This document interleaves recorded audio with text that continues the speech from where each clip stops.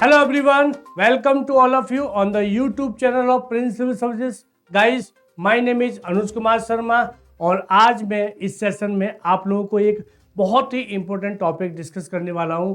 Topic का नाम है परमानेंट सेटलमेंट, यानी कि जो ब्रिटिश पीरियड के दौरान लैंड रेवेन्यू सिस्टम था, उस लैंड रेवेन्यू सिस्टम का एक पार्ट माना जाता है परमानेंट सेटलमेंट। तो आज हम लोग इसी पर जानकारी यानी कि नॉलेज प्राप्त करेंगे, परमानेंट सेटलमेंट।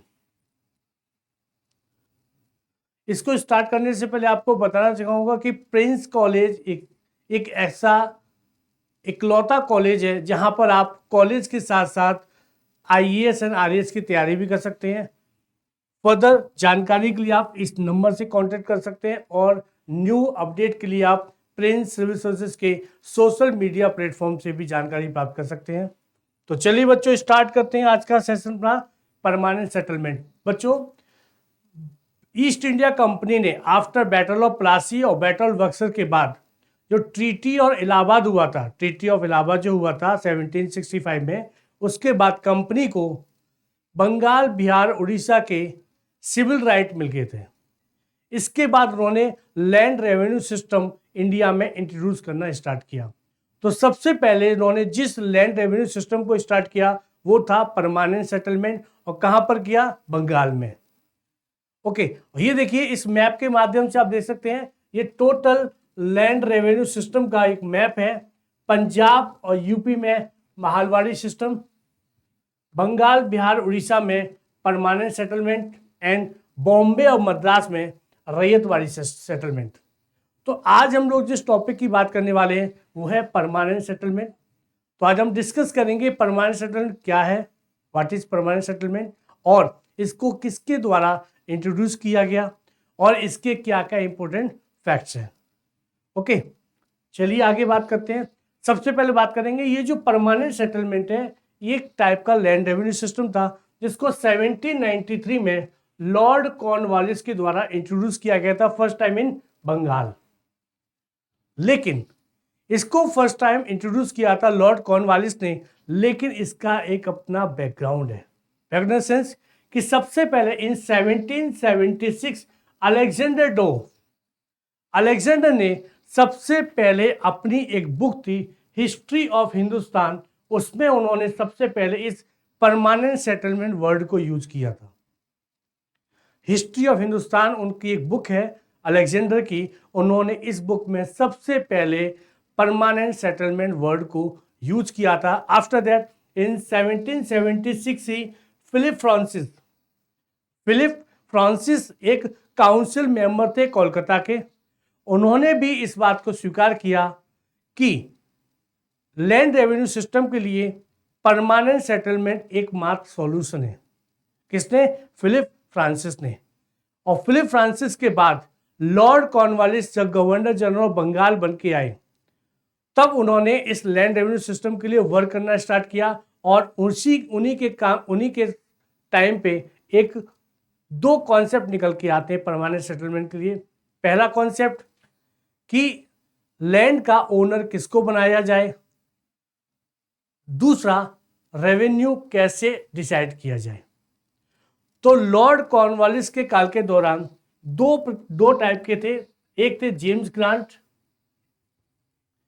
जेम्स ग्रांट का कहना था, उन्होंने कहा कि लैंड का ओनर गवर्नमेंट यानी कि कंपनी को होना चाहिए, और कंपनी ज्यादा से ज्यादा जमींदारों से टैक्स को वसूल करे, टैक्स को कलेक्ट करे फ्रॉम जमींदार। ये था कॉन्सेप्ट जेम्स ग्रांट का। दूसरे थे sir John Shore, James grant and sir John Shore. John Shore का कहना था कि नो, लैंड का ओनर जमींदार को बनाना चाहिए, लैंड का ओनर जमींदार को बनाना चाहिए, और उस जितना डिमांड हो सकता है उतना ही जमींदार से डिमांड करना चाहिए ताकि वो टैक्स को पे कर सके। यानी कि लॉर्ड कॉर्नवालिस के पास दो टाइप के कॉन्सेप्ट थे, एक था जेम्स ग्रांट का, दूसरा था जॉन शोर का। आफ्टर एंड लॉर्ड कॉर्नवालिस ने जॉन शोर का रिकमेंडेशन थी उनको एक्सेप्ट किया, यानी कि उन्होंने इस बात को एक्सेप्ट किया कि लैंड का ओनर कौन रहेगा? जमींदार। यानी कि इस माइंड मैप के माध्यम से आप ये समझ सकते हैं कि सबसे टॉप पोस्ट में है ब्रिटिश गवर्नमेंट यानी कि east India company, after the जमींदार और देन पीजेंट, यानी कि जमींदार को उन्होंने एक मीडिएटर बना दिया, किसको, पीजेंट और ब्रिटिश गवर्नमेंट के बीच में, यानी कि ईस्ट इंडिया कंपनी के मिड में। और जमींदार को ओनर माना गया, लैंड का ओनर।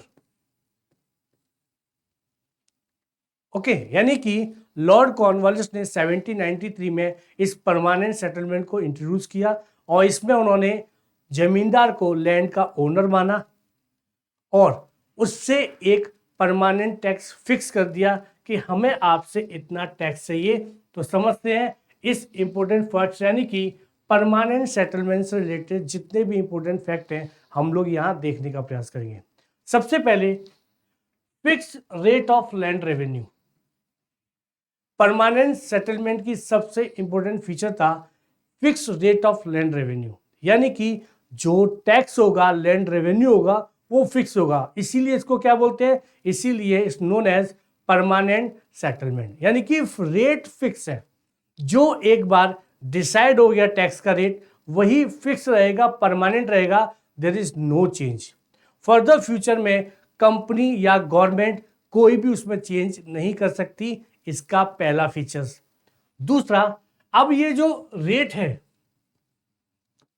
रेट को कैसे डिसाइड किया जाए, रेट को कैसे डिसाइड किया जाए, तो एक प्रोसेस था बिडिंग प्रोसेस। कंपनी ने बिडिंग प्रोसेस को स्टार्ट किया, यानी कि जो जमींदार जितना हाई रेट की बिडिंग करता था किसी प्लेस के लिए उसी को फिक्स रेट कर दिया जाता था। यानी कि अगर सपोज कीजिए एक प्लेस ए है, वहां पर किसी जमींदार के द्वारा 100 रुपीज हाईएस्ट रेट लगाई गई थी, हाईएस्ट बिडिंग किया गया था, तो उसी को फिक्स कर दिया जाता था। ये था प्रोसेस रेट फिक्स करने का। यानी कि सेकंड फीचर क्या है, रेट कैसे फिक्स होता था, बिडिंग से। और सरप्राइजिंग थिंग क्या कि लैंड से जो प्रोडक्शन होता था उससे कोई लेना देना नहीं है, यानी कि जो बिडिंग अमाउंट होता था उसका एग्रीकल्चर प्रोडक्शन से कोई रिलेशन नहीं होता था।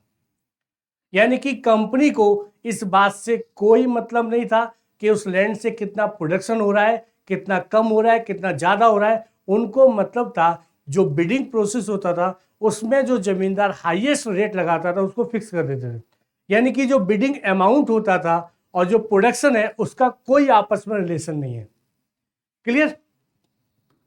नेक्स्ट देखते हैं, land revenue demanded by company permanent. ये इसका इंपॉर्टेंट फीचर था और इसीलिए इसको परमानेंट सेटलमेंट भी कहा जाता है। क्यों, क्योंकि जो अमाउंट फिक्स हो गया, जो रेट फिक्स हो गया वो परमानेंट था, उसमें फर्दर को भी कोई चेंज नहीं होगा। ये उनकी पॉलिसी थी। दूसरा, जब इन्होंने लैंड रेवेन्यू फिक्स किया तो बंगाल से, उड़ीसा से, बिहार से कंपनी को 2,65 लाख ये रेट फिक्स हुआ था एज परमानेंट सेटलमेंट। यानी कि लॉर्ड कॉर्नवालिस ने जो रेट फिक्स किया था वो रेट था 2,65 लाख, यानी कि कंपनी को एक फिक्स रेवेन्यू स्टार्ट हो गया था 2,65 lakh in a year from Bengal, Orissa and Bihar. Okay, और इसमें जमींदार हैड टू पे 10/11 पार्ट, 11 में से 10 पार्ट जमींदार को पे करना था और उसमें से 1 पार्ट एज ए कमीशन उनको अपने पास रखना था। ये उसका इनकम था। यानी कि 11 पार्ट में से 10 पार्ट फॉर कंपनी और 1 पार्ट जमींदार अपने पास रखता था एज इनकम। ओके, और फर्स्टली कॉर्नवालिस ने इसको इंट्रोड्यूस किया था, इंप्लीमेंट किया था बंगाल एंड बिहार में। आफ्टर दैट कई सारे प्लेसेस में like Orissa, northern district of Madras, Varanasi, Ghazipur, region of UP and northern Karnataka. यानी कि सबसे पहले इस परमानेंट सेटलमेंट को बंगाल और बिहार में इंप्लीमेंट किया गया था। लेटर ऑन इसको Orissa, northern district of Madras, Varanasi, Ghazipur region of UP and northern Karnataka, यहाँ पर इसको इंप्लीमेंट कर दिया गया था। और ये टोटल जो ब्रिटिश एरिया था इंडिया का उसका 90% एरिया को कवर करता था। यानी कि अगर हम बात करें 100% of land revenue system in India, तो 100% में से 90% एरिया कवर करता था परमानेंट सेटलमेंट। और अगर हम लोग इसके बाद रैयतवाड़ी की बात करें तो रैयतवाड़ी कवर करता था 51%, महलवाड़ी कवर करता था 30%, तो टोटल हो गया 100%। क्लियर? यानी कि सपोज कीजिए अगर हम ब्रिटिश इंडिया के लैंड को माने कि टोटल कितना है 100% है, तो 100% में से जो उन्होंने land revenue system permanent settlement था उसको जहां पर इंप्लीमेंट किया था वो एरिया था 19%, रैयतवाड़ी का था 51%, 30% था महलवाड़ी का। और यानी कि ब्रिटिश ईस्ट इंडिया कंपनी के द्वारा इंडिया में रेवेन्यू कलेक्शन के लिए सबसे पहला जो लैंड रेवेन्यू सिस्टम स्टार्ट किया गया था वो था परमानेंट सेटलमेंट। और इस परमानेंट सेटलमेंट से कंपनी को इतना ज़्यादा प्रॉफिट हुआ कि उनकी एक इनकम फिक्स हो गई और इस इनकम का वो लोग यूज करने लगे ट्रेड में, वॉर में, कई सारी चीज़ों में इनका वो यूज करने लगे। तो बच्चों ये था परमानेंट सेटलमेंट, एक प्रकार का एक टाइप का लैंड रेवेन्यू सिस्टम था जिसको सबसे पहले इंट्रोड्यूस किया था इन 1793 लॉर्ड कॉर्नवालिस के द्वारा।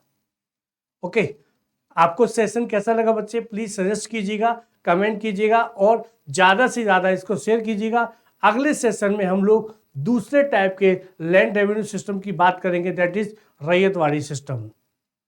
ओके, चलिए बच्चों, थैंक यू सो मच।